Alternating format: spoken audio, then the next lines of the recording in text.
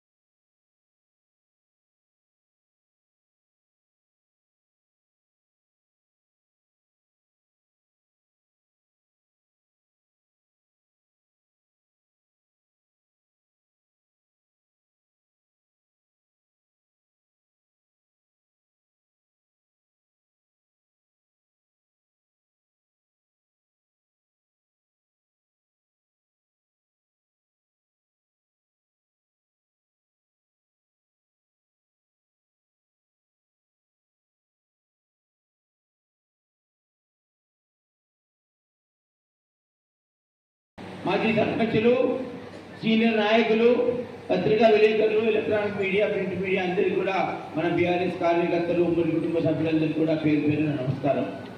ఇవాళ కాంగ్రెస్ ప్రభుత్వం ఏ విధంగా అసమర్థ ప్రభుత్వం అయింది, తప్పుడు ఆలోచనలు, తప్పుడు వాగ్దానాలు ఇచ్చి ప్రజలను మోసం చేసి ప్రభుత్వంలో కుర్చీలో కూర్చొని ప్రజలను ఇవాళ 120 రోజులలోనే ప్రజలకు ఇచ్చిన ఒక్క పని కూడా చేయకుండా ఇవాళ కరెంటు కష్టాలు ఇచ్చి, నీళ్ల కష్టాలు ఇచ్చి, రైతులలో కన్నీరు చూస్తూ నవ్వుకుంటూ ప్రభుత్వంలో కూర్చుండి సరదా చేసుకుంటున్నారు తప్పితే ప్రజల బాగోగులు కోరుకోవట్లేదు. మీటింగ్లల్లో కరెంటు పోతా ఉంది, ప్రజలకు నీటి సమస్యలు వచ్చినాయి, రైతులు పొలాలు ఎండగొట్టుకుంటున్నారు. ఇవాళ అన్ని ఎక్కడ చూసినా కూడా సమస్యలు మొదలైనవి. మరి 4 నెలలనే సమస్యలు మొదలైతే 5 సంవత్సరాలు కాంగ్రెస్ ప్రభుత్వంలో మనం ఏ విధంగా ఉంటామని ఆలోచిస్తే గుండె చాలా బాధతో నిండిపోతుంది, బాధపడే మనసు మనకు వస్తుంది. మంచి రోజులు పోయినాయి, టీఆర్ఎస్ పాలన పోయింది, కాంగ్రెస్ పాలన వచ్చింది. కాంగ్రెస్ పాలన బాగుంటుందని ఆశించారు, కాంగ్రెస్ ప్రభుత్వాన్ని ఎన్నుకున్నారు. కానీ 100 రోజుల్లోనే కాంగ్రెస్ విఫలమైన పరిస్థితి, కాంగ్రెస్ తప్పుడు వాగ్దానాలు మనందరం కూడా చూస్తా ఉన్నాం. ఇక్కడ నా ముందు మాట్లాడిన వక్తలందరూ కూడా పెద్దలు మీకంతా చెప్పినారు. నేను ఒకటి చెప్తా ఉన్నా, ఇవాళ బీఆర్ఎస్ పార్టీ అభ్యర్థిగా, ఎంపీ అభ్యర్థిగా నేను మీ ముందు ఉండి నాకు ఓటు వేయాలని చెప్పేసి మిమ్మల్ని ప్రార్థించుకుంటా ఉన్నాను. అయితే నేను ఓటు అడిగే ముందు నేను ఎందుకు అడుగుతున్నాను ఓటు, నా నేపథ్యం ఏంటి, నేను ఏం చేస్తాను మీకు, నేను ఎందుకు పార్లమెంటు బరిలో నిల్చుంటా ఉన్నాను, మరి నేను గెలిచిన తర్వాత ఈ మెదక్ పార్లమెంటులో ఈ సంగారెడ్డి మండలంలో ఉన్న కుటుంబాలన్నిటికీ నా బాధ్యత ఏంటి, నేనేం చేయబోతున్నానని మీ అందరికి కూడా సవివరంగా కలెక్టర్గా, జాయింట్ కలెక్టర్గా మీ మధ్యలో పనిచేశాను. జిల్లా కలెక్టర్గా ఉండి, జిల్లా మెజిస్ట్రేట్గా ఉండి, అబద్ధాలు ఆడకుండా, ప్రజలను మోసం చేయకుండా, ప్రజల ఓటును తీసుకొని ప్రజల కుటుంబాలలో సభ్యున్నై ఇవాళ మెదక్ పార్లమెంట్ నియోజకవర్గంలో ప్రతి కుటుంబంలో కూడా నేను ఒక సభ్యున్నై వాళ్ళకు సేవ చేయాలనే ఆలోచనతో నాకున్న విద్య, నాకున్న పదవిలో ఉన్న అనుభవం అంతా కూడా చేర్చి మీ తరఫున ఇక్కడ సంగారెడ్డి ఉమ్మడి బీఆర్ఎస్ కుటుంబంలో ఉన్న అందరు కానివ్వండి, సంగారెడ్డి ప్రజలు కానివ్వండి, సంగారెడ్డి రూరల్ మండలంలో ఉన్న ప్రజలందరి కుటుంబాలకు కూడా నా చేదోడు బాధోడుగా ఉంటూ, మీలో ఒక్కన్నై ఉంటూ, మీ మంచి చెడు చూడడానికి నేను పార్లమెంట్లో మీ కొరకు పనిచేస్తానని చెప్తా ఉన్నా. అయితే కలెక్టర్గా ఇన్ని సంవత్సరాలు మీ మధ్యలో ఉండి పనిచేసే అవకాశం నాకు భగవంతుడు ఇచ్చిండు. ఈ నేల, ఈ గడ్డ నాకు కలెక్టర్గా దేశవ్యాప్తంగా మంచి అనుభవం ఇచ్చింది, మంచి ప్రఖ్యాతిని ఇచ్చింది. అయితే అదే ప్రాంతం నుంచి అదృష్టం కొద్దీ ఆ భగవంతుని సంకల్పంతో, భగవంతుని ఆశీస్సులతో ఇవాళ మన కేసీఆర్ సారు, అదేవిధంగా మన జిల్లా మంత్రివర్యులు హరీష్ రావు గారు, వర్కింగ్ ప్రెసిడెంట్ కేటీఆర్ గారు నిర్ణయం మేరకి ఇవాళ పార్టీలో నేను ఎంపీ అభ్యర్థిగా మీ ముందు ఉంటున్నాను. నాకు చింతా ప్రభాకర్ అన్న ఒక నెల రోజులు ఒక ఫంక్షన్లో కలిసి నువ్వు ఎందుకు కంటెక్ట్ చేయవు, నేను సంగారెడ్డిలో గెలిపించుకుంటా, నేను సీఎం గారిని కేసీఆర్ గారితో చెప్తా, హరీష్ రావుతో చెప్తా, నువ్వు మంచి అభ్యర్థివి, మంచి గుణమున్న వ్యక్తివి, ప్రజలకు సేవ చేసే ఆలోచన నీకుంది, నువ్వు ఎందుకు కంటెక్ట్ చేయమని చెప్తే హరీష్ రావు గారి ఇంటికి వెళ్ళి నా పేరు ప్రతిపాదించి ఆ రోజు హరీష్ రావు గారికి చెప్పి నాకు ఫోన్ చేయించి పిలిపించుకొని అక్కడ పటంచేరి ఎమ్మెల్యే, నర్సాపూర్ ఎమ్మెల్యే, అట్లాగే మెదక్లో ఉన్న స్థానిక నాయకులందరినీ సమావేశపరిచి వాళ్ళందరితో నాకు చెప్పించి ఇవాళ కేసీఆర్ సార్ దగ్గర నా మాట చెప్పి నన్ను అభ్యర్థిగా పెట్టిన ఘనత మన ప్రభాకర్ అన్నకు దక్కుతుంది. ఇవాళ ప్రభాకర్ అన్నకు నేను ధన్యవాదాలు తెలుపుతా ఉన్నా ఈ గడ్డ మీద నుంచి. అయితే ఒక విషయం మీకు చెప్పాలి, కలెక్టర్గా నేను ఒక మంచి పనులు చేశాను కాబట్టి, ఒక విద్యావేత్తగా మంచి పనులు చేసే అదృష్టం నాకు దక్కింది కాబట్టి ఇవాళ నేను మీ అందరి ఆదరణ, మీ అందరి బ్లెస్సింగ్స్ ఉన్నాయి కాబట్టి నేను బీఆర్ఎస్ పార్టీ అభ్యర్థినయ్యా. అయితే బీఆర్ఎస్ పార్టీ అభ్యర్థిని అయినాక కలెక్టర్గా నేను మరి పార్లమెంట్లో అడుగుపెట్టేటప్పుడు నా నేపథ్యం ఏంటి, నేనేం చేయబోతున్నాను అంటే నేను చేసిన పనులు రెండు చెప్పి నేను చేయబోయే పనులు చెప్తాను. కలెక్టర్గా ఉన్నప్పుడు ఎప్పుడు కూడా నేను ముఖ్య అతిథులు మనందరి ఆశీర్వాదం మద్దతు కోసం వచ్చినటువంటి వెంకటరామరెడ్డి గారు, మన నాయకులు కేసీఆర్ గారు ఆశీర్వదించి ఇక్కడికి పంపిస్తే మరి మీరందరూ కూడా పెద్ద మొత్తం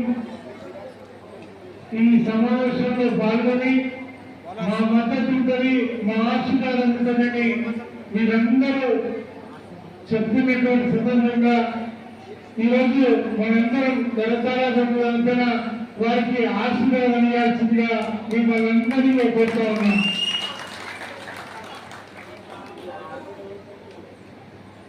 టిఎస్ ఎంఐడిసి మాజీ చేరున్నటువంటి ముఖ్య నాయకులు ఎర్రల శ్రీనివాస్ గారు, ఉమ్మడి జిల్లా బీసీసీ ఉపాధ్యక్షులు మా మిత్రులు కట్నం మాణిక్యం గారు, రాజేశ్వర్ దేశపాండే రాష్ట్ర నాయకులు ఎక్స్ఎంపీ గారు, కాసల విచ్చిరెడ్డి మా మిత్రులు, కోట మాట్లాడుతుంది మాజీ చౌదరి గారు, కొత్తగొల్ల సత్యనారాయణ గారు, స్థానిక సర్పంచ్ ఆశం గారు, నారాయణరెడ్డి జిల్లా గ్రంథాలయ సంస్థ మాజీ చైర్మన్ గారు, మా రఘు ఎంపీటీసీ గారు, పాల్గొన్నటువంటి ఏరిక విధంగా సర్పంచులు, ఎంపీటీసీలు, అదే రకంగా మాజీ సర్పంచులు, ఇక్కడ పాల్గొన్నటువంటి మహిళా మంత్రులు, పాత్రికేయులు అందరికీ హృదయపూర్వకంగా నమస్కారం. 4 మాసాల కింద నన్ను మీరు హృదయపూర్వకంగా ఆశీర్వదించి గెలిపించినటువంటి మీ అందరికీ హృదయపూర్వక శిరస్సు వంచి నమస్కారాలు తెలియజేస్తున్నా. ఇప్పుడు ఎన్నికలు వచ్చినాయి, దాని గురించి అందరూ కూడా అన్ని విషయాలు చెప్తున్నారు. వాస్తవంగా 2014 తర్వాత మన తెలంగాణ మనం ఏం చేసుకున్నామన్నది మీ అందరికీ మీకే బాగా తెలుసు. కానీ ఇప్పుడు కాంగ్రెస్ ప్రభుత్వం వచ్చిందనుకో మనందరికీ తెలుసు. అలాగే కానీ హామీలు ఇచ్చి చెయ్యనటువంటి పనులు మేము చేస్తామని చెప్పి ఈరోజు అందరిని నమ్మించి అధికారంలోకి వచ్చారు. అధికారంలోకి వస్తామనే నమ్మకం వాళ్ళకి లేకుండే, చేస్తామన్న నమ్మకం వాళ్ళకి లేదు. అందుకే ఉచిత వాగ్దానాలు చేసి అధికారంలోకి వచ్చిన తర్వాత ఏం చేయాలో తెలుస్తలేదు. ఇందాక సినిమా చెప్పాడు, మాకు రైతు మంది ఇవ్వలేదు, మాకు పెన్షన్లు 4,000 రాలేదు, మాకు రుణమాఫీలు అన్నది తెలియదంటే చెప్పులతో పోతామంటున్నారు, మండలికి చెప్తామంటున్నారు. వాళ్ళ పరిస్థితి ఎంతవరకు ఉందంటే ఈరోజు ఎవరన్నా మాట్లాడితే మీ పేరు తీసి మెడవేసుకుంటామని ప్రత్యక్షంగా ముఖ్యమంత్రి గారు చెప్తున్నటువంటి తీరు మనం చూస్తున్నాం. ఈరోజు మానవ గవర్నమెంట్ నేను అందరినీ కాల్ చేస్తా, ఈరోజు మీరు ఇష్టం వచ్చినట్టు మాట్లాడుతున్నది ఉంటా, ఆయన మాట్లాడుతున్నటువంటి తీరు. అధికారం రాగానే మొట్టమొదటి చేసిన పని మీరందరూ చూసే ఉంటారు. లంక నిందలు ఉంటాయని వచ్చిన అధికారంలోకి లంక నిందలు పెట్టి ఒత్తి నిందలు ఉండేవో మా కర్మ ఇవి ఏం చేయాలో నాకు అర్థమవుతుందని వాళ్ళే చెప్పారు. అంటే ఎట్లా పరిపాలించాలో సోదరులని వాళ్ళు అధికారంలోకి వచ్చిన తర్వాత అన్ని ఉచిత వాగ్దానాలు చేసిండు. అందుకే మీ అందరినీ ఒకటే అడుగుతున్నాం, ఎవరికైనా మహిళలందరికీ 2,500 రూపాయలు వచ్చిన వాళ్ళు కాంగ్రెస్ కోటేయండి, బ్రాహ్మణులందరూ కూడా బీఆర్ఎస్ కోటేయండి. ఈరోజు రైతు బంధు వరకు వచ్చింది 2 లక్షలంటే కాంగ్రెస్ చేయండి, రాకపోతే బీఆర్ఎస్ చేయండి. యువకులకి ఇంట్లో పుట్టి 4,000 రూపాయలు వస్తే యువకులందరూ ఎవరన్నా ఉంటే అటువంటి కాంగ్రెస్ చేయండి, అది రాకపోతే మరి బీఆర్ఎస్ చేయండి. వాళ్ళు ఇచ్చిన వాగ్దానాలు ఏవి కూడా ఎవరికైనా వస్తే వాళ్ళు కాంగ్రెస్ చేయండి, గ్రామాలంతా బీఆర్ఎస్ చేయండి అని అడుగుతున్నాం. ఎందుకంటే ఇప్పుడు ఎంపీ ఎన్నికల్లో నేను ఒక్కడిని గెలుపను, నేను ఆశీర్వదించి నన్ను గెలిపించదు, నేను ఒక్కడిని ఏకాకి కాకుండా చూసి మరి మీరందరూ మరి కేసీఆర్లో ఉన్నటువంటి అభ్యర్థి ఎంపీ అభ్యర్థి మన తోడైతే మన హక్కులు సాధించుకోవడానికి బలం చేకూరుతుందనేది మీ అందరికీ సవినయంగా నేను వ్యక్తం చేస్తా ఉన్నా. సంగారెడ్డి మండల పార్లమెంట్ ఎన్నికల సన్నాహక సమావేశానికి వచ్చేసినటువంటి మీరందరూ కూడా ఇంతకుముందు మాట్లాడినటువంటి వక్తలు చెప్పినట్టుగా మన పార్లమెంటు బరిలో అభ్యర్థులుగా ఉన్నటువంటి వ్యక్తులు ఏదైతే ప్రధాన పార్టీల నుంచి ఉన్నటువంటి వ్యక్తులు ఎవరైతే ఉన్నారో అందరికన్నా మంచి అభ్యర్థిగా ఒక విద్యావంతుడు, ఒక కలెక్టర్గా రిటైర్ అయ్యి ప్రజలకు సేవ చేయాలనే దృక్పథంతో ఆయన ఆలోచన విధానానికి అనుగుణంగా మన ముఖ్యమంత్రి గారు ఆయనను మన క్యాండిడేట్ గా పెట్టడం మన అందరి అదృష్టంగా భావిస్తా ఉన్నాం. ఈరోజు ప్రధానంగా ఒక విద్యావంతుడు, ఒక కలెక్టరు చట్టసభల్లో ఉంటే ఆయన చదువుకున్నటువంటి విద్య ద్వారా, రాజ్యాంగం పట్ల ఆయనకు ఉన్నటువంటి అవగాహన ద్వారా సమాజంలో అత్యంత పేదరికంలో ఉన్నటువంటి వాళ్ళకి ఏ రకమైనటువంటి చేయూతనివ్వాలి, ప్రభుత్వం ఉన్నా లేకున్నా ప్రభుత్వంలో ఆయన పార్లమెంట్ మెంబర్ గా ఉంటే పార్లమెంట్ లో తన ఉన్నటువంటి బాణిని వినిపించి మరి పార్లమెంట్ సంబంధించినటువంటి అనేకమైనటువంటి నిధులు తీసుకొచ్చి మన పార్లమెంట్ పరిధిలో ఉన్నటువంటి ఏ కాన్స్టిట్యున్సీలను డెవలప్మెంట్ చేయడానికి సంబంధించి ఆయనకు అనేకమైనటువంటి అనుభవాలు ఉన్నాయి. గత 25 సంవత్సరాల నుంచి ఒక జిల్లా అధికారిగా, 11 సంవత్సరాల నుండి కలెక్టర్ గా మన ఉమ్మడి మెదక్ జిల్లాలోని సిద్దిపేట, మెదక్, సంగారెడ్డిలో పనిచేసినటువంటి వాస్తవాలు ఉన్నాయి. అందులో సుమారు 7 నియోజకవర్గాల్లో మూలన భౌగోళికంగా, నైసర్గికంగా ఇక్కడ ఉన్నటువంటి ప్రజల పట్ల ఉన్నటువంటి అవగాహన, రైతులు పండించేటటువంటి పంటల ద్వారా ఇక్కడ ఉన్నటువంటి భూములు, సమస్యలు, పారిశ్రమలు, ప్రతి విషయంలో అవగాహన ఉన్నటువంటి ఒక విద్యావంతుల్ని మనం ఎంపిక చేసుకోవడానికి మనం ఒక సువర్ణ అవకాశంగా తీసుకోవాల్సినటువంటి బాధ్యత మనందరిపైన ఉన్నది.